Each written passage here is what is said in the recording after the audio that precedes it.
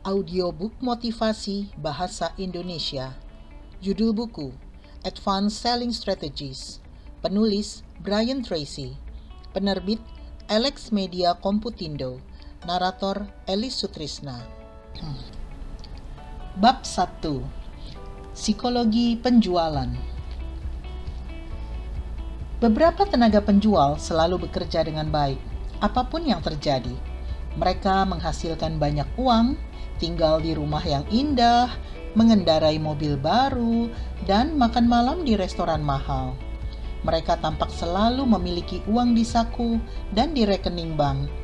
Yang terutama, mereka bahagia, optimis, positif, ramah, santai, dan tampak memegang kendali sepenuhnya atas diri sendiri dan kehidupan mereka. Mereka adalah tenaga penjual terbaik di setiap organisasi, dan perusahaan mengandalkan mereka untuk hasil penjualan yang berkesinambungan. Ribuan jam dan jutaan dolar telah dikeluarkan untuk mempelajari tenaga penjual tersukses di masyarakat kita. Wawancara dengan mereka dilakukan tanpa lelah, demikian juga terhadap pelanggan, rekan kerja, dan manajer mereka.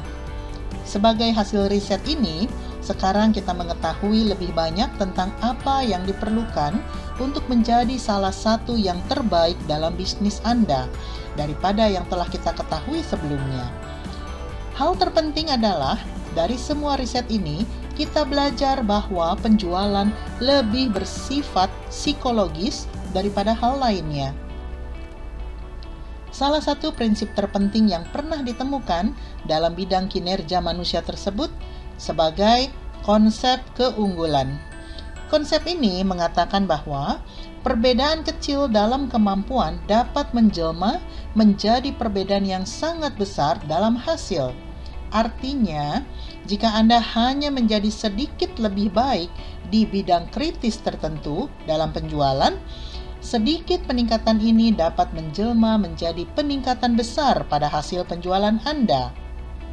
Mungkin dalam sekejap Anda akan berada di ambang terobosan besar dalam karir penjualan saat ini, hanya dengan mempelajari dan menerapkan satu hal kecil baru yang berbeda dari apa yang telah Anda lakukan selama ini. Jika seekor kuda balap tiba terlebih dahulu, walaupun hanya hidungnya, kuda tersebut memenangi hadiah uang 10 kali lipat dari kuda yang kedua. Apakah ini berarti bahwa kuda yang menang karena hidungnya 10 kali lebih cepat daripada kuda yang kedua? Tentu tidak. Apakah kuda yang menang karena hidungnya 2 kali lebih cepat, atau 50% lebih cepat, atau bahkan 10% lebih cepat? Kuda itu menang hanya karena hidungnya lebih cepat, tetapi itu menjelma menjadi hadiah uang 10 kali lipat. Dengan cara yang sama, tenaga penjual yang menjual untuk dirinya dan perusahaannya mendapatkan bisnis itu 100% dan komisi 100%. Apakah ini berarti produk mereka 100% lebih baik dari produk pesaing? Atau 100% lebih murah? Tentu saja tidak. Produk mereka mungkin bahkan tidak sama baik dan mungkin harganya lebih mahal. Tetapi penjual papan atas berhasil menjualnya. Orang yang berhasil menjual dalam banyak kasus tidak lebih baik dari orang yang kehilangan penjualan. Ia hanya memiliki keunggulan, tetapi itulah satu-satunya yang diperlukan untuk mendapatkan 100% bisnis. Konsep ini sangat penting bagi kesuksesan Anda. Mungkin Anda pernah mendengar tentang prinsip Pareto, aturan 80-20, yang ketika diterapkan dalam penjualan mengatakan bahwa 80% penjualan dihasilkan oleh 20% tenaga penjual. Bergantung pada kecanggihan industri dan tingkat pelatihan keseluruhan, rasionya dapat menjadi 90/10 atau 70/30. Tetapi bagi sebagian besar tenaga penjual, aturan 80-20 adalah tepat. 20% tenaga penjual menghasilkan 80% penjualan dan mendapatkan 80% komisi. Sementara 80% tenaga penjual hanya menghasilkan 20% penjualan dan hanya mendapat 20% komisi. Dalam dolar, ini adalah jumlah yang sangat luar biasa. Jika 10 tenaga penjual menghasilkan total 1 juta penjualan dalam periode tertentu, ini berarti bahwa 2 dari tenaga penjual mencetak 800.000 penjualan atau hampir 400.000 per orang. Sedangkan 8 tenaga penjual menghasilkan $200.000 penjualan atau rata-rata $25.000 per orang. Ini adalah rasio 16:1. Tetapi tenaga penjualan puncak mengungguli tenaga penjual lainnya sebanyak 16 kali lipat. Perbedaan hasil penjualan ini tidak dapat dijelaskan hanya dengan teknik atau metodologi penjualan. Ada hal lain yang sedang terjadi, dan itu adalah pola pikir atau kondisi psikologis tenaga penjual. Di setiap perusahaan besar, beberapa tenaga penjual sudah biasa mendapatkan $25.000 setahun. Sementara tenaga penjual lainnya mendapat $250.000 setahun, selisih 10 kali lipat. Mereka menjual produk yang sama, kepada orang yang sama, dengan harga yang sama, dalam situasi persaingan yang sama, ke dalam pasar yang sama, dan keluar dari kantor yang sama. Apakah orang yang mendapatkan 10 kali lipat dari yang lainnya bekerja 10 kali lebih keras dan menghabiskan waktu 10 kali lipat pula? Apakah ia bertemu dengan 10 kali lipat calon pelanggan? Apakah mungkin bagi tenaga penjual yang berpenghasilan tinggi untuk menjadi 10 kali lipat lebih baik di setiap bidang dibandingkan orang yang mendapatkan 1/10-nya? Tentu saja tidak. Kenyataannya, ada kalanya orang yang mendapatkan 10 kali lipat dari tenaga penjual lainnya di suatu kantor berusia lebih muda, dengan pendidikan yang lebih rendah, bertemu dengan lebih sedikit orang, dan jam kerja lebih sedikit, dan tidak memiliki pengalaman sebanyak profesional senior yang bersusah payah membangun kehidupan. Buku ini akan memperlihatkan kepada Anda bagaimana menjadi 10% tenaga penjual terbaik, menjadi salah seorang berpenghasilan terbesar, dan mencapai semua sasaran dan impian dalam profesi yang mengagumkan ini. Dan yang terutama, semua ini mengharuskan Anda untuk mengembangkan sisi keunggulan secara psikologis yang akan kami jelaskan dalam bab ini. Sikap versus kecerdasan. Aturan 80-20 dapat diterapkan pada tenaga penjual individu karena hal ini dapat memperbesar kekuatan penjualan. Sebanyak 80% dari kesuksesan Anda sebagai tenaga penjual akan ditentukan oleh sikap dan hanya 20% oleh kecerdasan Anda. Sikap mental yang positif atau cara yang konstruktif dan optimis dalam melihat diri dan pekerjaan Anda berjalan bersama dengan kesuksesan penjualan di setiap bidang dan pasar. Mengembangkan sikap percaya diri dan antusiasme yang tak tergoyahkan, apapun yang terjadi di sekitar Anda adalah paspor bagi keberhasilan dalam penjualan. 20% efektivitas penjualan yang berasal dari pengetahuan produk dan keterampilan penjualan profesional juga sangat penting. Ini hanya terjadi jika Anda benar-benar mengenali apa yang Anda jual dan benar-benar terampil menyajikannya secara efektif, sehingga mampu mengembangkan kepercayaan dan keyakinan diri yang diperlukan bagi sikap mental yang positif. Kami akan membahas lebih banyak tentang hal ini dalam bab berikutnya. Untuk sekarang ini, mari kita teruskan diskusi tentang sikap. Kualitas pemikiran Anda menentukan kualitas kehidupan Anda. Jika Anda meningkatkan kualitas pemikiran di bidang apapun, kualitas kehidupan Anda akan meningkat di bidang tersebut.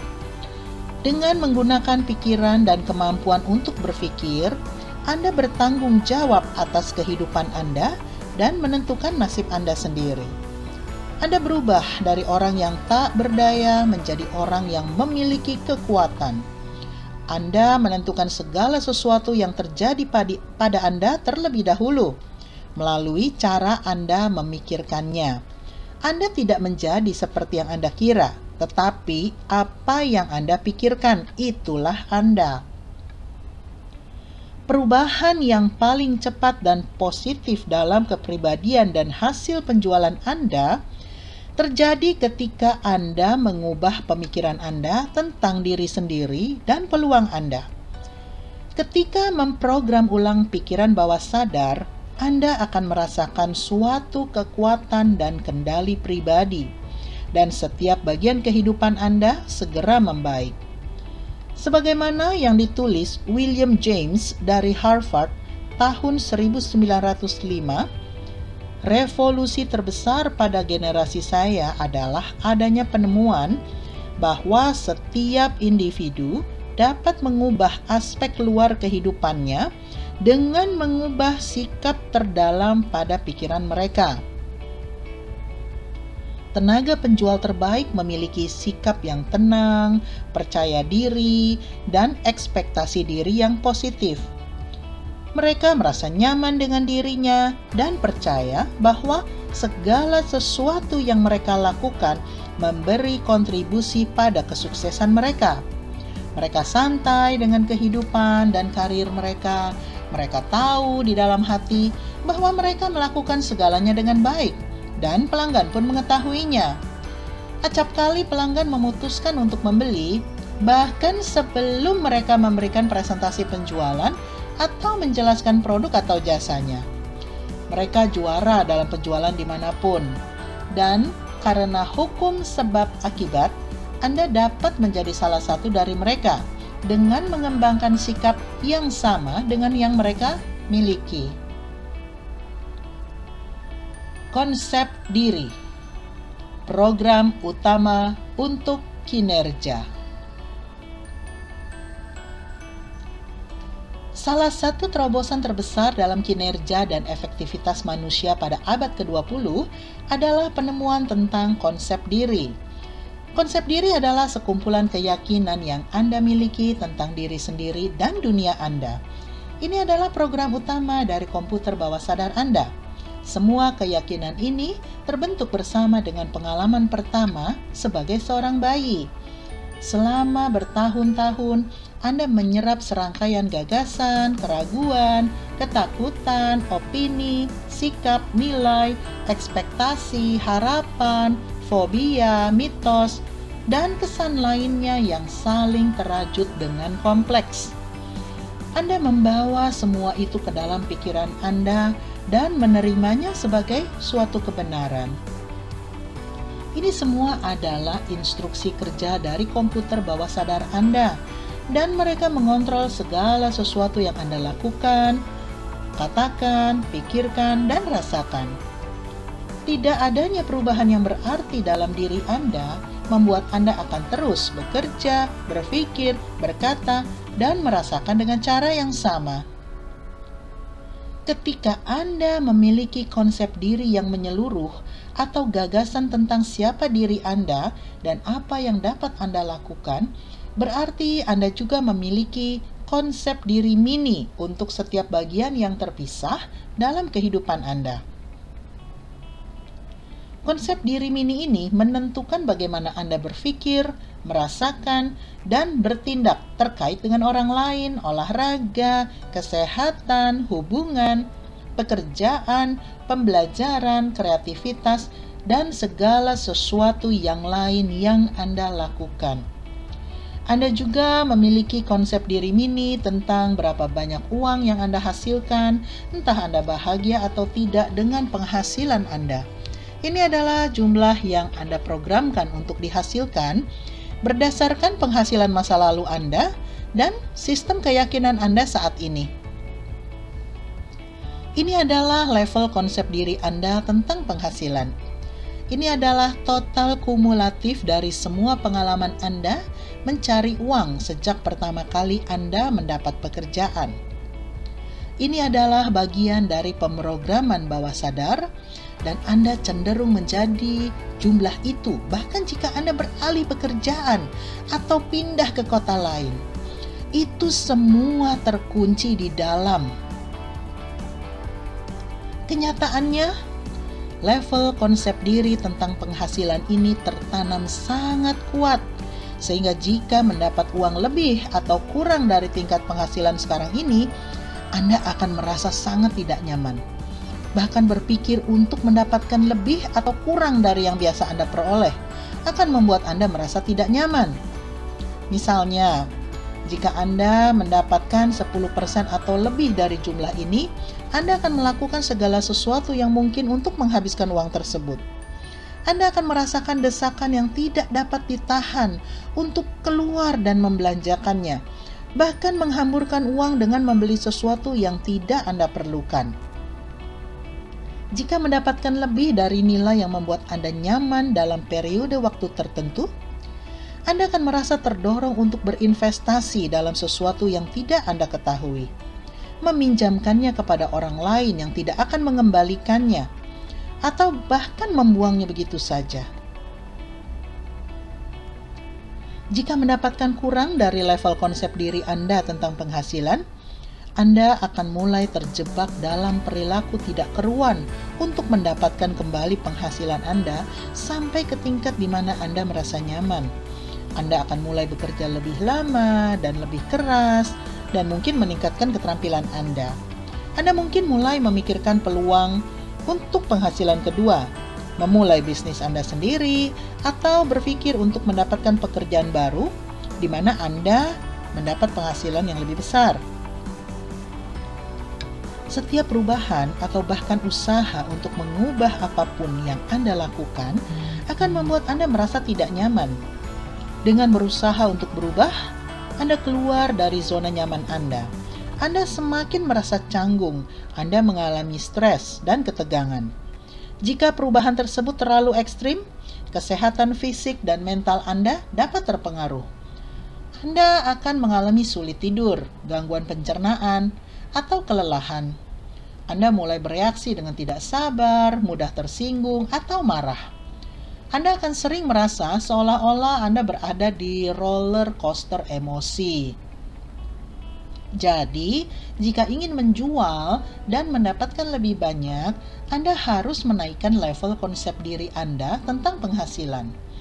Anda harus menaikkan jumlah yang Anda yakini dapat diperoleh.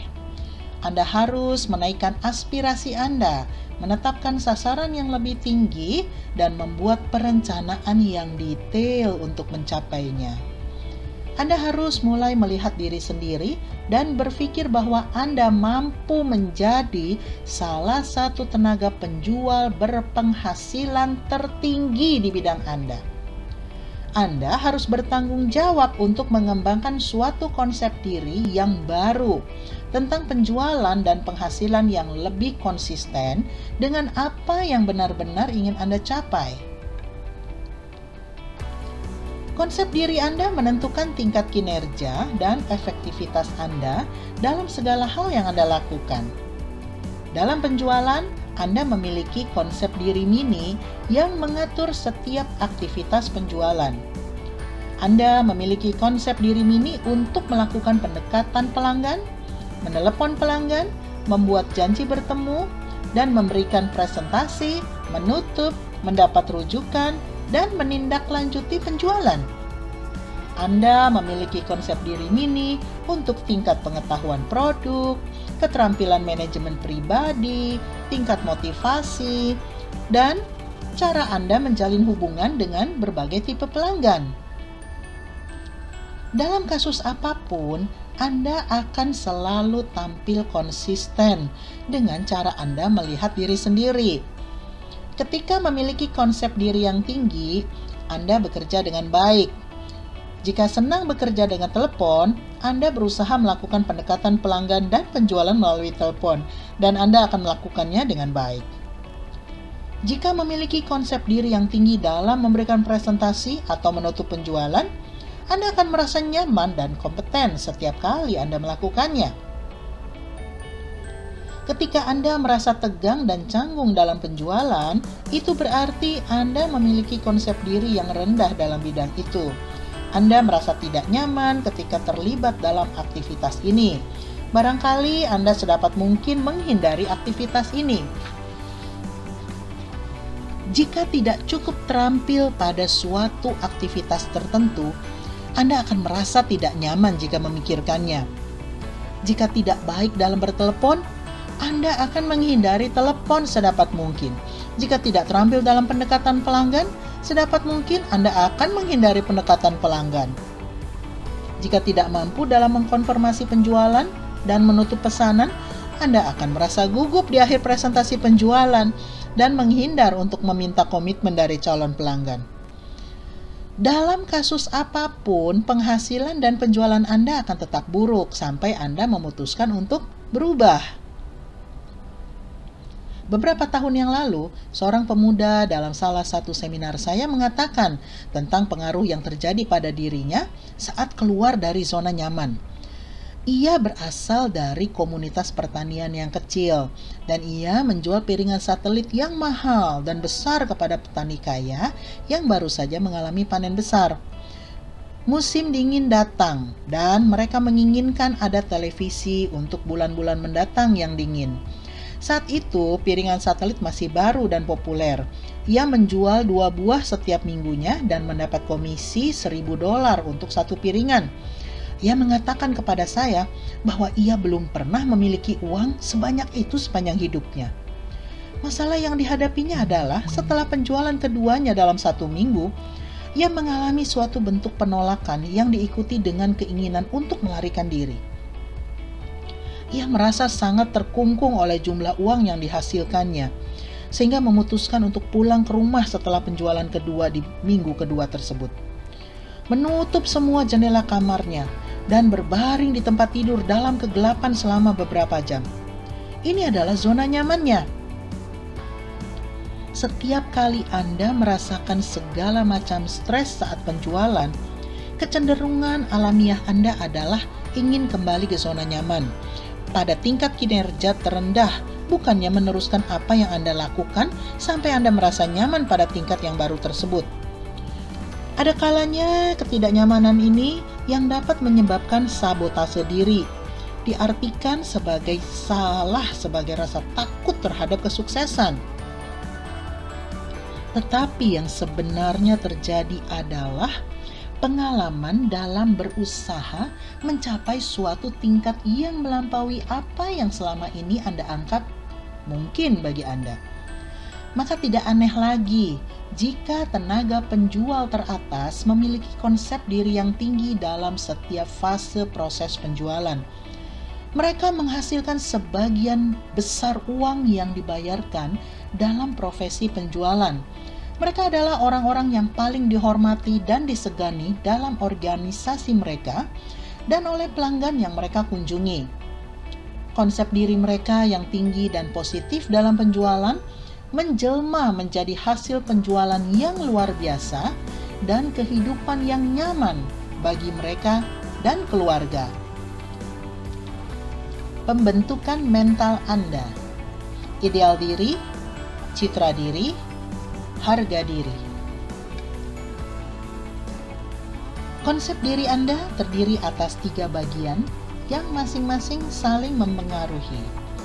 Ketika memahami peranan ketiga aspek pembentukan mental ini, Anda akan dapat meletakkan tangan di atas papan ketik komputer mental Anda dan mengubah pemrograman. Setelah mempelajari bagaimana menciptakan konsep diri yang baru dan lebih baik bagi diri sendiri sebagai seorang tenaga penjual, Anda akan dapat mengontrol hasil penjualan Anda di sepanjang karir Anda. Bagian pertama dari konsep diri Anda adalah ideal diri. Ideal diri Anda menentukan sebagian besar arah hidup Anda. Ideal diri memandu pertumbuhan dan evolusi karakter dan kepribadian Anda. Ideal diri Anda adalah kombinasi dari semua kualitas dan ciri orang lain yang paling Anda kagumi. Ideal diri adalah deskripsi dari sosok idaman Anda jika Anda dapat memasukkan semua kualitas yang paling Anda inginkan. Di sepanjang kehidupan, Anda telah melihat dan membaca tentang orang-orang yang menunjukkan kualitas keberanian, kepercayaan diri, belas kasihan, cinta, daya tahan, kegigihan, kesabaran, pengampunan, dan integritas. Selama bertahun-tahun, kualitas-kualitas ini membentuk suatu ideal atau visi di dalam diri Anda tentang orang terbaik atau siapapun yang menjadi idaman Anda.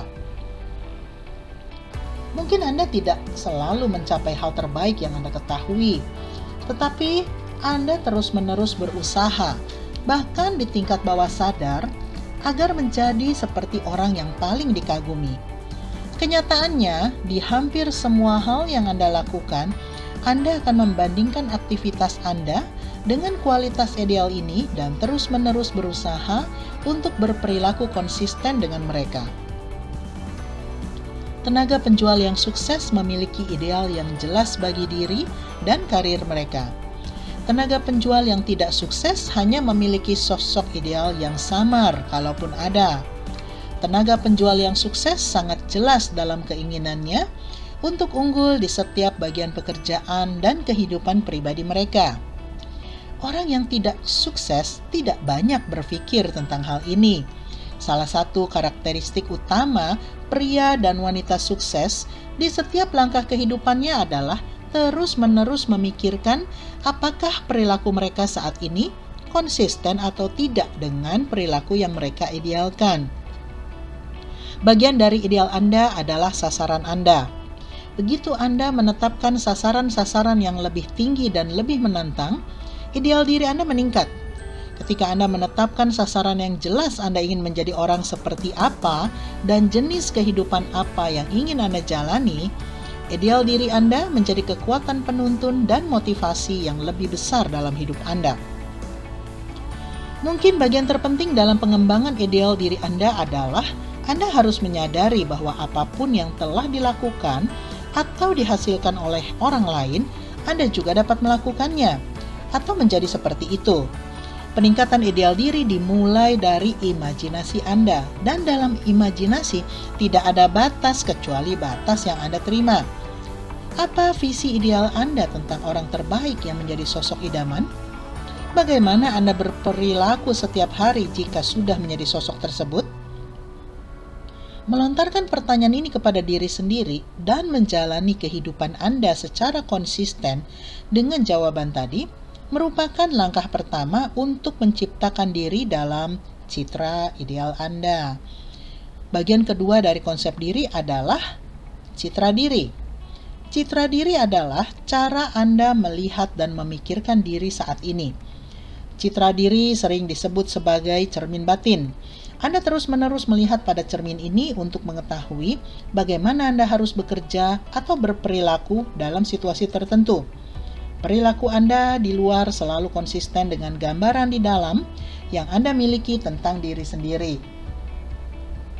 Misalnya, jika Anda melihat diri Anda sebagai sosok yang tenang, percaya diri, dan kompeten di setiap aspek penjualan, setiap kali Anda terlibat dalam aktivitas tersebut, Anda akan merasa tenang, percaya diri, dan kompeten. Anda akan merasa positif dan gembira. Anda akan tampil dengan baik dan memberikan hasil yang luar biasa. Jika karena alasan apapun hal itu tidak berhasil, Anda akan membuang dan menyingkirkannya sebagai suatu situasi temporer. Citra diri Anda jelas. Dalam pikiran Anda melihat diri sendiri, baik dan mampu di bidang tersebut, dan tidak ada seorang pun yang dapat merusak gambaran mental tersebut. Peningkatan tercepat pada hasil penjualan berasal dari perubahan citra diri Anda. Saat melihat diri sendiri secara berbeda, Anda akan berperilaku berbeda. Dan karena perilaku dan perasaan Anda berbeda, Anda mendapatkan hasil yang berbeda.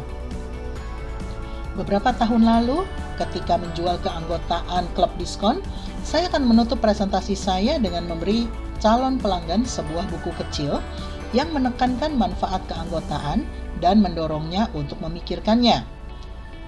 Citra diri saya seperti itu, sehingga saya tidak dapat mendorong diri saya untuk meminta calon pelanggan membuat keputusan membeli. Sepanjang hari, saya akan pergi dari satu kantor ke kantor lain untuk memberikan presentasi dan meninggalkan buku kecil itu agar dibaca calon pelanggan. Seperti yang Anda duga, saya tidak menghasilkan penjualan sama sekali. Ketika saya mengunjungi kembali orang-orang tersebut, mereka akan berkata bahwa mereka tidak tertarik. Saya mulai putus asa. Pada saat itu saya hidup pas-pasan. Walaupun bertemu dengan banyak calon pelanggan, penjualan yang saya hasilkan sangat sedikit. Kemudian saya mendapatkan penyingkapan yang mengubah karir saya saat itu. Saya menyadari bahwa rasa takut untuk meminta pesananlah yang menyebabkan semua masalah ini. Bukan karena calon pelanggan, penyebabnya adalah saya. Saya harus mengubah citra diri saya dan dengan demikian mengubah perilaku saya jika ingin hasil-hasil saya meningkat. Keesokan harinya, saya memutuskan bahwa saya tidak akan menghubungi kembali calon pelanggan. Ukuran pembelian mereka sedikit dan ketika saya menyelesaikan presentasi, calon pelanggan akan mengetahui segala sesuatu yang diperlukannya untuk mengambil keputusan. Tidak ada manfaat atau keuntungan meninggalkan materi atau memberi kesempatan beberapa hari bagi calon pelanggan untuk berpikir. Pada kunjungan pertama, ketika saya selesai memberikan presentasi, calon pelanggan berkata, "Beri saya kesempatan untuk memikirkannya." Inilah saatnya. Saya tersenyum dan mengatakan dengan sopan bahwa saya tidak melakukan kunjungan ulang karena saya terlalu sibuk menjual kepada pelanggan yang lain. Kemudian saya berkata, "Anda telah mengetahui segala sesuatu yang perlu Anda ketahui untuk dapat mengambil keputusan sekarang. Mengapa Anda tidak melakukannya?" Saya ingat dia mengangkat bahunya dan berkata, "Baiklah, saya membelinya. Bagaimana pembayarannya?" Saya keluar dari kantor tersebut bak terbang di atas awan. Hari itu juga saya menghasilkan penjualan 3 kali lipat. Minggu itu saya berhasil menjual lebih dari siapapun dalam perusahaan. Pada akhir bulan, saya dipromosikan ke posisi manajer penjualan dengan 42 orang anak buah. Saya beranjak dari menghasilkan 1 atau 2 penjualan seminggu menjadi 10-15 penjualan. Saya beralih dari terus-menerus merasa khawatir tentang uang menjadi mendapatkan gaji besar dengan komisi dari aktivitas seluruh tenaga penjual saya. Kehidupan penjualan saya tinggal landas dan dengan sedikit perkecualian, hal itu tidak pernah berhenti. Titik baliknya adalah keputusan saya untuk mengubah citra diri dan membuatnya lebih konsisten dengan hasil-hasil yang saya inginkan dan bukan hasil yang saya dapatkan. Bagian ketiga dari konsep diri adalah harga diri. Ini adalah komponen emosional dari konsep diri dan inti reaktor atau sumber energi dari kekuatan batin Anda. Harga diri adalah satu-satunya unsur terpenting yang menentukan sikap dan kepribadian Anda. Inilah kunci kesuksesan dalam hidup Anda. Definisi harga diri yang paling cocok adalah sejauh mana Anda menyukai diri Anda. Semakin menyukai, menerima, dan menghargai diri sendiri sebagai orang yang bernilai dan bermanfaat, harga diri Anda akan semakin tinggi. Semakin sungguh-sungguh merasa bahwa Anda adalah manusia yang luar biasa, Anda akan semakin positif dan bahagia. Harga diri menentukan tingkat energi, antusiasme, dan motivasi diri Anda. Harga diri Anda adalah katup pengendali kinerja dan efektivitas Anda. Harga diri Anda ibarat bahan bakar yang ada di dalam roket yang melemparkannya keluar dari gaya tarik bumi dan masuk ke orbit. Orang-orang dengan harga diri yang tinggi memiliki kekuatan pribadi yang sangat besar dan melakukan dengan baik semua yang mereka upayakan. Ideal diri Anda adalah sosok yang paling Anda idamkan, kadangkala di masa depan. Ideal diri menentukan arah kehidupan, pertumbuhan, dan evolusi Anda sebagai seorang manusia. Di sisi lain, citra diri menentukan kinerja Anda saat ini. Citra diri Anda adalah cara Anda melihat diri Anda saat ini, hari ini, saat ini juga. Harga diri sangat ditentukan oleh hubungan antara citra diri dan ideal diri, atau cara Anda berkinerja dalam aktivitas sehari-hari dibandingkan dengan cara Anda berkinerja jika Anda adalah orang terbaik seperti yang Anda impikan. Semakin konsisten aktivitas sehari-hari Anda dengan sosok manusia yang Anda idamkan, harga diri Anda akan semakin tinggi. Jika ideal Anda adalah menjadi orang yang terorganisir dengan baik, tenang, positif, dan bekerja progresif ke arah pencapaian sasaran Anda, dan kenyataannya Anda berperilaku secara terorganisir dengan baik, tenang, bersikap positif, bekerja selangkah demi selangkah menuju sasaran, Anda akan memiliki harga diri yang tinggi. Anda akan menyukai dan menghormati diri sendiri. Anda akan merasa bahagia, sehat, dan optimis. Anda akan menjadi pribadi dengan kinerja yang tinggi. Harga diri adalah fondasi bagi konsep diri yang positif. Harga diri yang tinggi merupakan unsur kritis dalam kesuksesan penjualan. Semakin Anda menyukai dan menghormati diri Anda, kinerja Anda akan semakin baik dalam hal apapun. Mengembangkan dan memelihara tingkat harga diri yang tinggi adalah hal terpenting yang dapat Anda lakukan setiap hari dalam membangun diri sampai pada titik di mana Anda mampu mencapai semua sasaran Anda. Hambatan utama dalam kesuksesan penjualan. Harga diri yang tinggi berjalan bersamaan dengan kesuksesan besar dalam penjualan. Dengan cara yang sama, penyebab utama kegagalan penjualan adalah harga diri yang rendah. Harga diri yang rendah berarti merasa lebih rendah, tidak berharga, dan tidak pantas. Hal itu dimanifestasikan dalam perasaan tidak kompeten dan tidak mampu. Harga diri yang rendah adalah merasa tidak cukup baik. Harga diri yang rendah adalah membandingkan diri Anda secara negatif dengan orang lain, menyalahkan kualitas yang lebih besar yang dimiliki orang lain, dan menyalahkan diri Anda karena lebih rendahnya kemampuan yang Anda miliki. Harga diri yang rendah adalah melihat gelas setengah kosong, bukan setengah penuh. Harga diri yang rendah menyebabkan stres, negativitas, pesimisme, ketakutan, keraguan diri, dan kecenderungan untuk mengecilkan diri sendiri hampir di setiap situasi. Dalam penjualan, dampak negatif dari rendahnya harga diri adalah rasa takut terhadap penolakan. Rasa takut terhadap penolakan adalah satu-satunya hambatan terbesar untuk berhasil dalam penjualan. Rasa takut inilah lebih dari apapun yang menahan Anda untuk mencapai potensi penuh Anda. Rasa takut ini juga yang membuat Anda menerima jauh lebih sedikit dari yang sesungguhnya dapat Anda peroleh dan menyebabkan Anda tidak dapat melihat calon pelanggan yang lebih banyak dan lebih baik. Rasa takut inilah yang bertindak sebagai penahan potensi Anda untuk berhasil di bidang penjualan.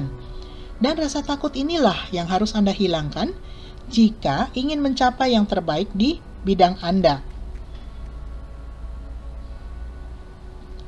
Satu-satunya hal baik dari rasa takut terhadap penolakan adalah bahwa hal ini merupakan perasaan takut yang dipelajari. Tidak ada orang yang lahir dengan perasaan ini. Rasa takut terhadap penolakan dipelajari melalui suatu proses yang mengondisikannya sejak bayi sampai besar. Ini adalah pola kebiasaan negatif yang dikembangkan oleh hampir setiap orang selama proses beranjak dewasa. Dan karena ini adalah kondisi yang dipelajari, berarti juga dapat dihilangkan dan ada kalanya dengan sangat cepat. Saat dilahirkan, Anda tidak memiliki rasa takut sama sekali, kecuali untuk dua hal, takut jatuh dan takut pada suara yang keras. Setiap rasa takut yang Anda miliki sekarang ini adalah rasa takut yang pernah diajarkan oleh orang tua, saudara, dan orang lain melalui pengulangan dan penguatan saat Anda bertumbuh. Ketakutan Anda adalah sesuatu yang dipelajari. Rasa takut terhadap penolakan atau ketidaksetujuan didasari oleh cinta bersyarat. Cinta bersyarat terjadi misalnya ketika salah satu atau kedua orang tua Anda memberikan cinta dan dukungan dengan syarat jika Anda berperilaku tertentu. Pada usia dini, Anda belajar bahwa jika Anda tidak melakukan seperti yang diharapkan oleh ibu atau ayah, mereka akan menarik cinta dan penerimaan mereka. Mereka akan marah dan menjadi negatif. Mereka akan menggunakan kritik yang destruktif, bahkan hukuman fisik, agar Anda melakukan apa yang mereka inginkan. Ketika beranjak dewasa, citra diri, yaitu cara Anda melihat dan beranggapan tentang diri sendiri, menjadi semakin tergantung pada cara Anda menganggap orang lain melihat dan beranggapan tentang Anda. Bahkan Anda mungkin menjadi terlalu sensitif terhadap cara orang lain bersikap dan berbicara kepada Anda. Mungkin Anda mulai menyesuaikan perilaku agar orang lain menyukai, menghormati, dan menerima Anda. Anda mulai menuruni lereng yang licin untuk mengompromikan keunikan Anda dalam upaya mendapatkan respek dan penghargaan dari orang lain.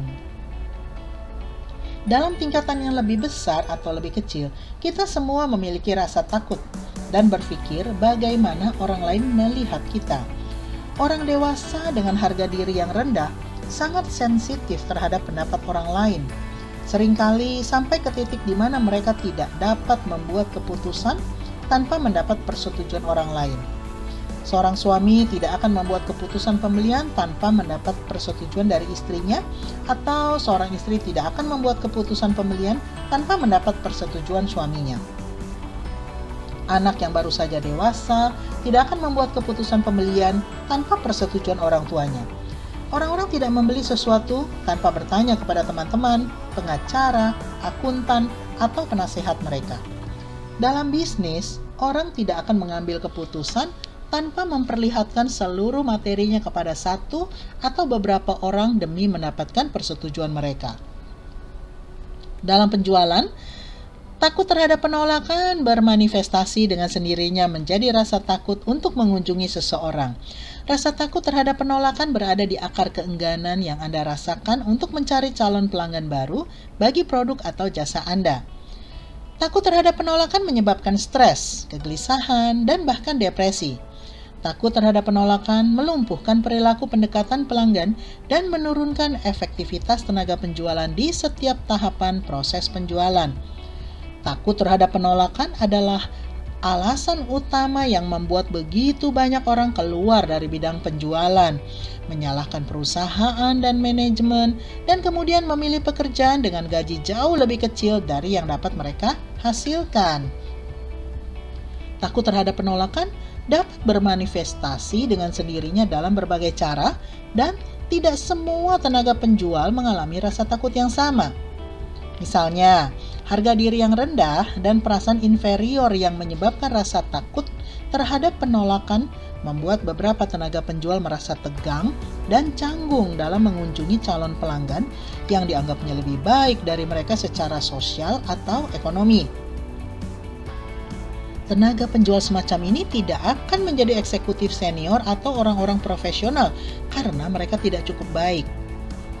Seorang penjual yang lebih tua menceritakan kepada saya belum lama ini tentang beberapa orang teman sekolahnya yang sekarang menjadi eksekutif senior di perusahaan besar. Ia membanggakan hubungan pertemanannya dengan orang-orang ini yang telah dipeliharanya selama beberapa tahun. Kemudian saya bertanya kepadanya, berapa banyak dari mereka yang menjadi pelanggannya? Jawabannya adalah tidak ada.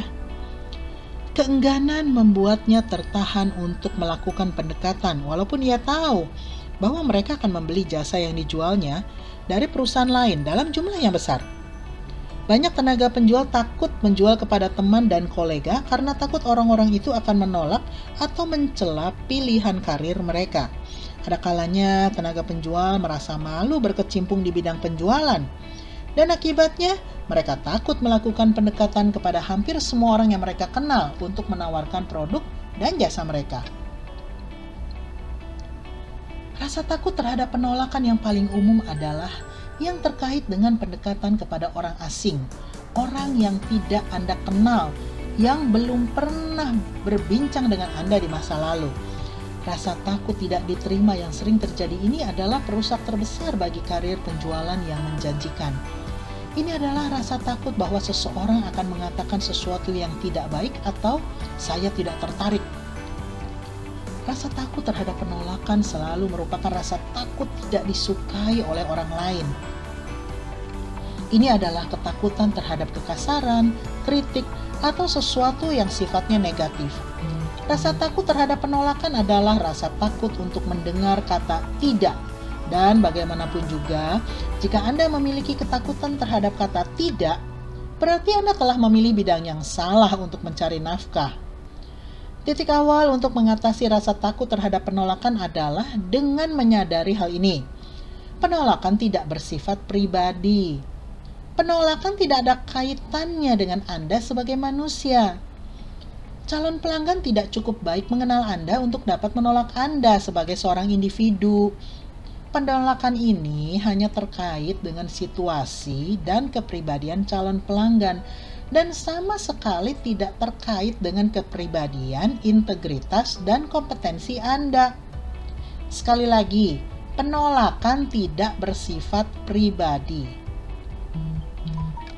Penolakan adalah reaksi standar terhadap hampir semua penawaran penjualan dalam masyarakat komersial. Beberapa dari pelanggan terbaik Anda mungkin adalah orang-orang yang memberi respons negatif terhadap pendekatan pertama Anda. Hal ini sudah dapat diperkirakan. Rata-rata orang Amerika dihujani oleh ratusan pesan komersial setiap hari. Televisi, radio, koran, majalah, surat, dan telepon dipenuhi dengan penawaran produk dan jasa. Reaksi awal calon pelanggan terhadap Anda, bahkan jika ia ingin dan memerlukan produk yang Anda jual, karena terlalu banyaknya iklan, akan selalu bersifat negatif. Pelanggan prospektif adalah orang-orang yang sibuk, bahkan terlalu sibuk, dengan aktivitas dan tuntutan atas waktu mereka. Tugas Anda adalah bersikap tenang, sabar, dan gigih, serta menyadari bahwa tidak ada kata-kata calon pelanggan yang akan mempengaruhi Anda, karena itu tidak bersifat pribadi. Belum lama ini, seorang pria datang menemui saya dalam sebuah seminar penjualan di St. Louis dan mengatakan bahwa saya pernah menyampaikan sesuatu dalam seminar sebelumnya yang telah mengubah hidupnya. Kisah hidupnya penuh dengan pelajaran berharga. Ia bercerita bahwa setahun yang lalu karir penjualannya berada di ambang kehancuran. Ia sangat tidak menyukai pendekatan kepada calon pelanggan karena merasa takut akan hal itu. Ia memiliki rasa takut terhadap penolakan yang luar biasa karena pengalaman sebelumnya. Oleh karena membenci pendekatan terhadap calon pelanggan, ia semakin jarang melakukannya dan penjualannya pun menurun setiap bulan. Ia tahu bahwa tidak lama lagi ia akan dikeluarkan dari perusahaannya. Ia menghadiri seminar saya dan mendengar saya mengatakan, penolakan tidak bersifat pribadi. Kalimat itu ibarat sebuah tamparan di wajahnya. Ia menyadari bahwa tidak ada hal lain yang menyebabkan kejatuhan karirnya selain rasa takutnya yang luar biasa untuk menelpon orang yang belum pernah dikenalnya. Ialah penyebab rasa sakit secara emosional dan finansial pada dirinya sendiri dan keluarganya. Hanya karena ia membiarkan ketakutannya merampas hal terbaik yang dimilikinya, bukannya mengatasi ketakutannya. Itulah yang membuatnya bangkit. Ia bertekad akan melakukan apa saja untuk unggul dalam pendekatan pelanggan, baik melalui telepon maupun kunjungan. Ia memulai program belajar. Ia mulai mendengarkan rekaman tentang pendekatan pelanggan dan penjualan di mobilnya. Setiap hari ia membaca buku dan artikel tentang pendekatan penjualan. Ia mulai kegiatan lebih awal setiap pagi untuk menerapkan keterampilan dalam pendekatan pelanggan. Dalam waktu 6 bulan, ia bukan sekedar mencari pelanggan terbaik di perusahaannya, tetapi penjualannya juga meningkat lebih dari 400%. Lebih jauh lagi, ia baru saja dipromosikan ke posisi manajer penjualan di perusahaannya dan dipindahkan ke St. Louis dengan gaji yang besar. Ia memiliki anggaran pengembangan untuk kantor baru dan mengendalikan semua tenaga penjualnya. Dalam waktu kurang dari setahun, ia telah mengubah kehidupan dan karirnya dengan mengubah dirinya sendiri dan menghapus rasa takut terhadap penolakan yang selama ini membuatnya tertahan. Ia mengubah citra dirinya dan kini memandang dirinya sebagai seorang prospektor ulung.